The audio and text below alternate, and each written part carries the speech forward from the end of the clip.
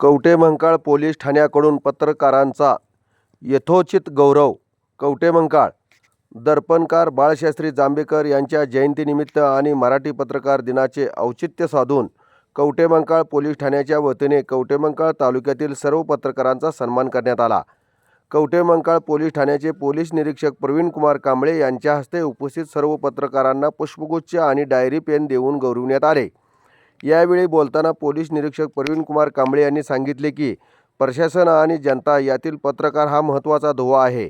समाजातील वास्तव मांडण्यासोबतच कायदा व सुव्यवस्था राखण्यासाठी पोलीस दलाला पत्रकारांचे मोलाचे सहकार्य मिळते. यावेळी ज्येष्ठ पत्रकार आबासाहेब शिंदे व संजय बनसोडे यांनी सुद्धा मनोगत व्यक्त केली. या कार्यक्रमाला पोलीस ठाण्यातील कर्मचारी आणि शहरासह ग्रामीण भागातील विविध वृत्तपत्रांचे व वृत्तवाहिन्यांचे प्रतिनिधी उपस्थित होते.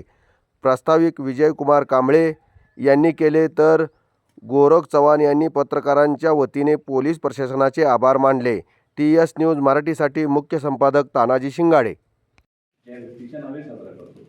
मराठी पत्र दिन म्हणा किंवा मराठी पत्रकारिता दिन. बाळशास्त्री जांभेकर यांनी ॲक्च्युली 6 जानेवारी 1832 साली जन्म नाही त्यांचा. त्यावेळी पत्रकारिता त्यावेळी वृत्तपत्र काढलं, दर्पण चालू केलं त्या दिवशी आणि ते जास्त वेळ काही नाही चाललं. 1846ला लास्ट त्याचा अंक थापला गेला आणि त्याच्यानंतर ते बंद झालं. तर आता पत्रकारिता जर आपण बघितली तर आपण म्हणतो की लोकशाहीचा चौथा स्तंभ म्हणजे प्रशासनाचा किंवा मग सरकारचा एक आरसा म्हणून काम करतो. आरसा जर पत्रकारिता जर प्रामाणिकपणे जर नसेल तो आरसा तो कधीही दाखवला जाणार नाही आणि मग जे ब्युरोक्रेसी असू दे किंवा मग ती डेमोक्रेसी असू दे ती प्रॉपररित्या चालणार नाही. कुठल्याही प्रकारची ब्युरोक्रेसी आणि डेमोक्रेसी जर चांगल्या पद्धतीने जर चालायचं असेल तर पत्रकारिता हा सच्चा असलाच पाहिजे, स्वाभिमानी असला पाहिजे आणि पत्रकारितेने ज्या बातम्या देणार आहेत त्या बातम्या प्रामाणिकपणे आणि सरळ मार्गाने ते साजरे केल्या गेले पाहिजे. म्हणजे प्रशासनाला जर त्याचा चेहरा दिसला त्यामध्ये ही माझी चूक आहे, जसं भाऊन सांगितलं की चूक आहे, ही चूक आहे तर चूकच आहे, त्यामध्ये कुठल्याही पद्धतीचे नाही. हां, साधारण चुका असतील तर त्यांच्या मार्फतीनं भेटून जर त्या पूर्ण करता येत असेल तर करू शकतो.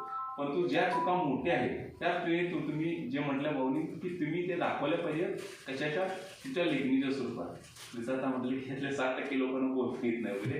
एक प्रॉब्लेम काय म्हटलं आपल्या समाजाचा, ज्याला बोलता येतं त्याला लिहिता येत नाही आणि व्यक्ती लिहू शकत नाही आणि ज्याचं लिखाण जबरदस्त असतं त्या व्यक्तीला बोलायचं म्हणजे असं कुठेतरी एखादंही असतं की व्यक्ती जो त्याला बोलता येतं आणि ज्याला लिहिता येतं असं थोडीच असतात व्यक्ती.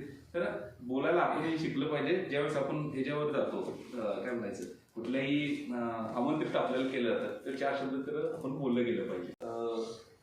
महाराष्ट्र पत्रकार दिनाच्या हार्दिक शुभेच्छा. आपले ऋणानुबंध असेच कंटिन्यूस राहूत आणि आपलं ऋणानुबंध आपले कंटिन्यूस असेच चांगल्या पद्धतीनं घडत राहावेत. मी जोपर्यंत आहे तोपर्यंत काय ठीक आहे. सगळ्यांना शुभेच्छा. धन्यवाद.